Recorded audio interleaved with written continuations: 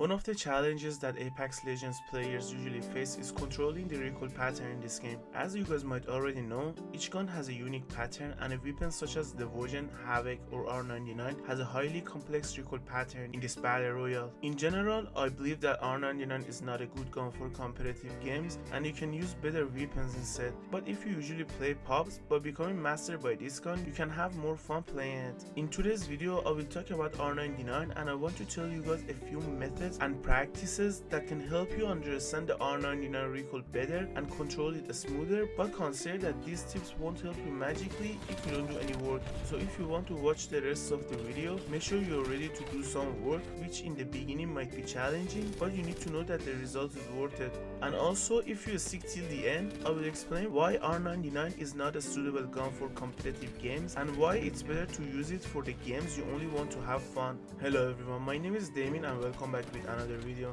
If you're new to my channel and enjoyed the content, make sure to hit the subscribe button and turn on the notification to be the one who notifies as soon as I drop a new video. In today's video, I'll use two different methods to show you how to learn the recoil control with R-99. In the first part, we are going into the firing range and I will show you my particular practices which I used to do for hours and days, and I'm still doing them every day before I go to any game. In the second part, I'm going to introduce an application that helped me magically learn the recoil pattern, not only with R-99 but also with many other weapons in this game. Just to let you know, no one has paid me to feature anything, but because I'm 100% sure that this application helps, I'm going to introduce it to you. Okay, the first thing I want to show you is the pattern of the bullets. As you can see here, the bullets go upward rapidly and in the middle there is a small wave that can make our job even harder, but for now I want you to ignore that wave and assume that our pattern is just a vertical axis upward. And also, as you might have noticed, the first 70 or 80% of the bullet go upward quickly, but the last shots are pinpointed in one spot. Now you know that if you want to get the recoil, you need to pull your aim or mouse down slightly while shooting, and for the last shots, you know that your gun doesn't have recoil anymore.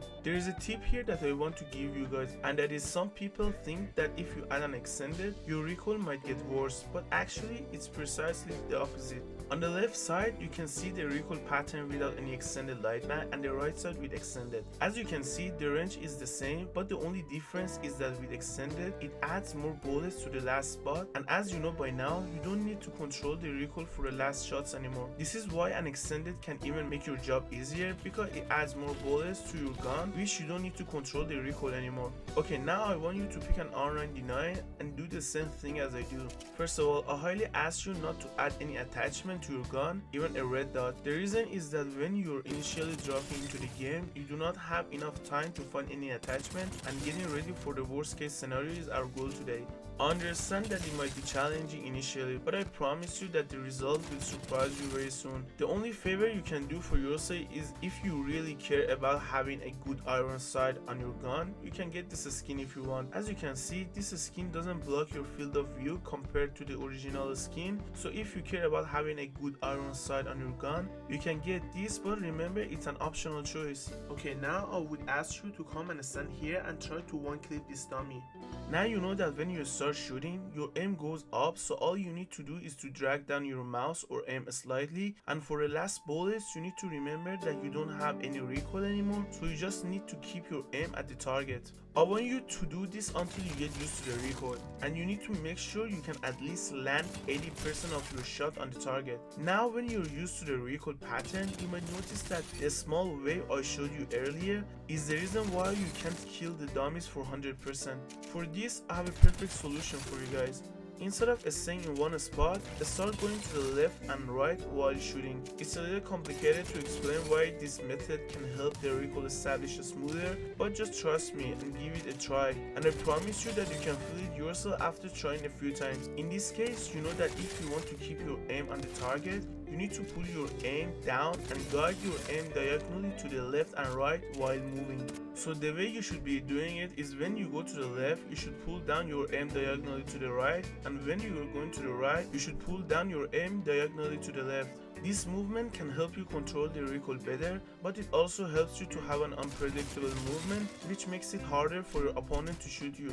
I promise you that if you do this practice for 15 minutes every day before you go to any game, you can see a significant improvement in controlling your R-99 recoil even after a few days. If you feel while controlling the recoil your aim gets off from the target so much, it can be your sensitivity too. So I highly suggest you start playing around with your sense, because if you're not comfortable with your sensitivity, it can affect your aim, especially the recoil. So when I was doing this practice, I noticed the same thing too, and finally I found my best sense at 400 DPI, my general sense in game at 2.6, and my ADS at 0.8. Another recommendation for you is to try to use low sense instead of higher, because your aim can be more accurate than using a high sense in the lower sense. But still, it's optional, and play with whatever you feel more comfortable with. The last tip that I want to give you guys today is about your mouse pad. If you are a mouse and keyboard player, make sure your pad is clean enough and it doesn't stick your mouse while you want to control the recoil. A while ago, I noticed that when my hand sweats on my pad, it causes my mouse not to move smoothly, so I realized that I need to wash my pad every once in a while. So I highly suggest you make sure that your pad is healthy if you really want to improve the recoil.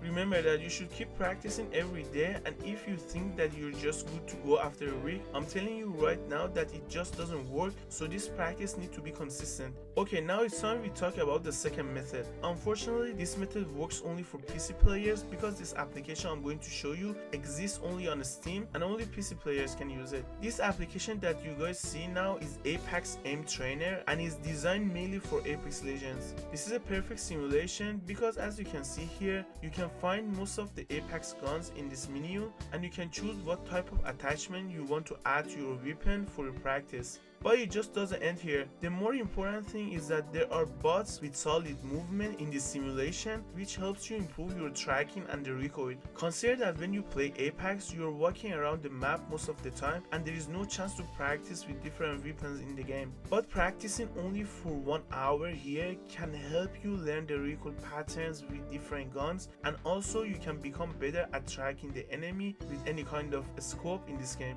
But this application has much more than this. For example, you can change the map or change the target to another shape. You can even change the movements and make the bots crouch or jump while moving, which can help you track the enemies easily with unpredictable movements. This simulation helped me control the recoils better, track the enemy easier, and help me find my best sensitivity in Apex Legends. It's been a few months now that I try to practice every day for 1 hour, and I'm telling you guys that this method helped me so much to become a better player in this game. As I said earlier, no one has paid me to feature this application, and the only reason I showed you guys this today is that I really took so much benefit from it. And also a big shout out to Madness for his video, because I'm pretty sure I would have had a harder time getting better in this game if I didn't find his video. Because our video today is about R-99, I cannot explain this application further. Still, if you guys want to know more about it, I will include Madness video link in the description, which he explains in depth how you can use it to get the best out of it. As I promised you earlier today, I want to tell you guys why R-99 is not a good option for competitive games. There are a few reasons why there are better options to choose from. First of all, this gun is for close range fights, and it's not even suitable for mid-range or long range at all.